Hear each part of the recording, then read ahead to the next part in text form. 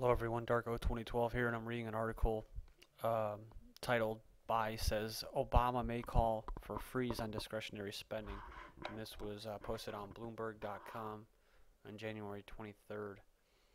Let's see here. It says there is a fighting chance President Barack Obama will propose a freeze in most discretionary spending by the federal government in his State of the Union speech next week, said Senator Evan Bayh, an Indiana Democrat. The president can say in this State of the Union address, "I'm going to include in my budget a freeze on discretionary spending. I'm drawing a line in the sand, and I'm going to use my veto pen to enforce that," Bayh said in an interview on Bloomberg's Televisions Political Capital with Al Hunt, airing this weekend. Bayh, 54, said that while he wasn't certain the president would make such a call, "I think that there's a fighting chance that he will." The senator also says he expects Obama to use the January 27th nationally televised address before Congress to embrace creation of a commission that would suggest spending cuts and tax increases that Congress would be forced to vote on. Bayh met this week with Treasury Secretary Timothy Geithner, Vice President Joe Biden, and U.S. Office of Management and Budget Director Peter Orszag to discuss such a commission. Bayh said he doubts Congress would approve of the establishment of such an independent panel, and that Obama would have to set it up by executive fiat. Getting the 60 votes likely needed for Senate passage of a bill to create the commission will, quote, "be very hard," said Bayh, a second-term Democrat who will face voters in this fall's midterm elections. He said that as a result, he expects Obama to, quote, "then come forward with an executive commission, which is not as good, but is at least there's a step in the right direction." And then on Geithner and Summers, Larry Summers, Bayh said he retains confidence in Geithner and White House Chief Economic Advisor Larry Summers, even though the president recently moved to adopt a more aggressive regulatory stance on the financial industry than had originally advocated by either of them. "I do," Bayh said when asked about the backing of the two. "They're both knowledgeable." He said Summers wants to head us on a better fiscal path, while Geithner had to get his sea legs under him in terms of public statements. So, when I was reading this article, up until that point, I was like, all right, Bayh, maybe he's gonna be against this, just for political reasons, right? Which means that if he supports this, then he won't get reelected this fall. I guarantee it.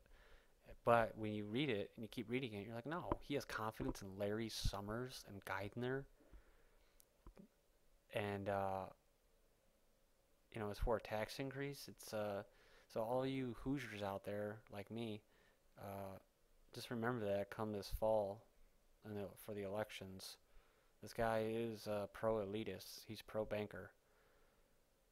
Bayh said he backs Obama's recent proposal for a tax as many as 50 large financial firms with assets greater than 50 billion, which sounds nice, but they do have a responsibility and a role here in helping to clean up some of the mess over and above just what we lent to them, Bayh said, and referring to taxpayer bailout funding. Says limits on banks. He expressed some reservations with a separate White House plan to limit the size of banks, saying that could harm the ability of U.S. institutions to compete globally. The senator said he supports the part of the Obama proposal that would place limits on the trading activities of financial institutions in order to reduce risk-taking and prevent another financial crisis. They're always very mystical and occultic. It's like when they talk about derivatives, they don't ever want to mention derivatives. I don't know if they're going to. But Joseph Stiglitz, Nobel Peace Prize winning economist, said, it was derivatives and the removal of the Glass-Steagall Act that helped perpetuate and help cause this, among many other things. But it was the removal of the Glass-Steagall Act and the derivatives market, which, of course, was right around the time that old Larry Summers was around, right, in the 90s. So, so Evan Bayh's, he's against, putting tax on these larger corporations because it can hinder competition. globally, which makes sense. But see, I don't know. It's just kind of it's all confusing, man. It's so confusing because it's like you don't know what the hell these people, who they're supporting, who are they representing, and what invested interest do they have? Because just looking at this thing, whatever he's talking about, this commission, looks like the credit protection, consumer protection, act that Obama passed. It kind of makes these guys look good, right? Because they're fighting what Obama wants to pass, but Obama probably doesn't even really want to pass it. Yeah, he wants tax increases, but he doesn't want uh,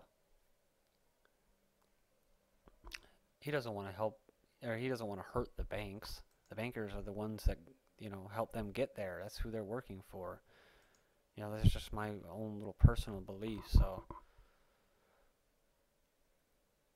but it's almost like like a president or something like that, who really doesn't have much power. Yeah, they sign things, but I mean, seriously, dude, if Obama started to challenge the establishment, he wouldn't be there. I'm telling you, I guarantee that he would be gone. He would go away, and Biden would be there to step up in his position and swear allegiance to the bankers. I guarantee it. That's why Biden's there. He's a backup man. He's the on deck circle, right, ready to fucking sell out the American people. Now, uh, Biden has come to the university that I attended, and he seems like a down to earth type person. You can talk to him, but politics is it's sticky, and when it comes to that stuff,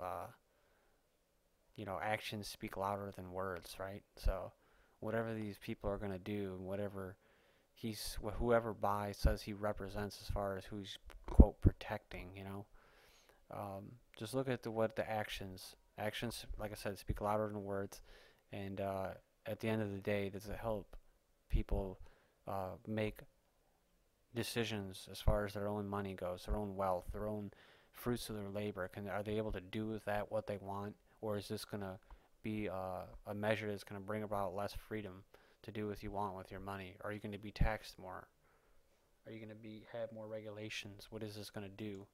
So in the end, that's the way I look at all this crap, as far as all this glossy political crap with nice words, good lingo, and a lot of deception. At the end of the day, it's like, who does it help? Does it help the bankers, or does it help the common man or the regular person who's trying to pay property taxes and mortgages, income taxes, everything? Inflation that's hitting them like crazy now. So thank you for checking this out. Not a very, exhilarating, exciting article, but I just thought I'd post this because it was covering this address that our Führer Obama is going to be giving here, the State of the Union, which the Union is broke. The Republic is falling. And but I don't think he's going to say that. I'm not expecting Obama to say that, the real State of the Union. But thank you for checking this out.